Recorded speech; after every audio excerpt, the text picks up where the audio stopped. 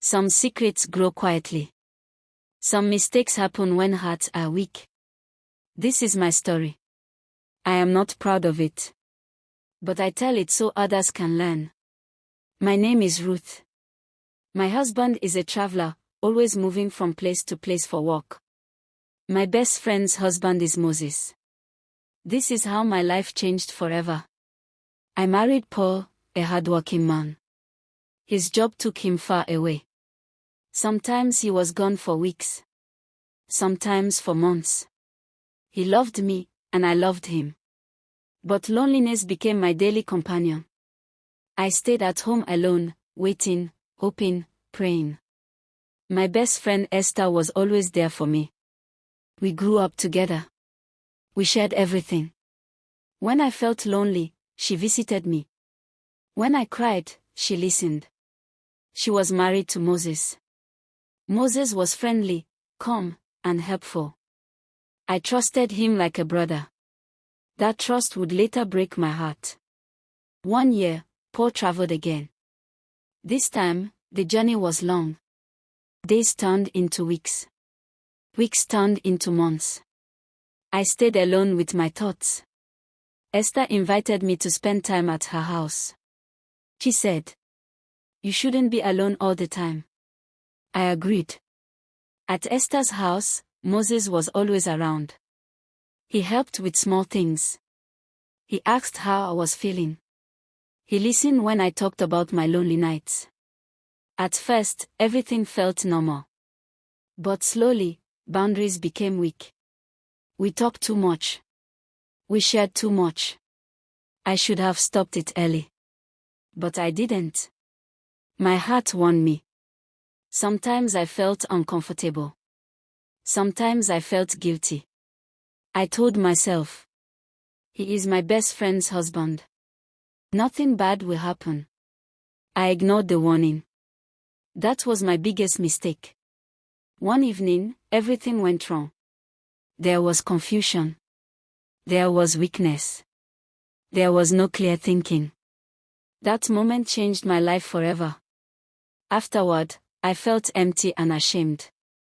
I wished I could turn back time. But I couldn't. Days passed. Moses avoided me.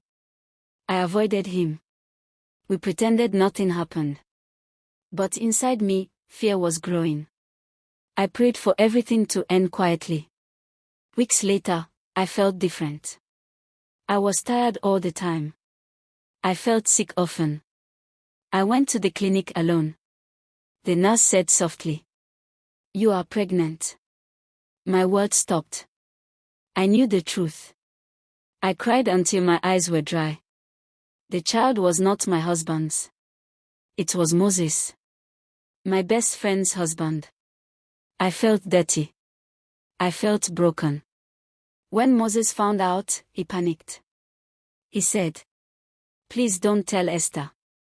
You will destroy my home." He was afraid. But I was the one carrying the shame. My husband Paul called me often. He spoke about coming home soon. He spoke about our future. Every call broke my heart. I was hiding a truth that could destroy everything.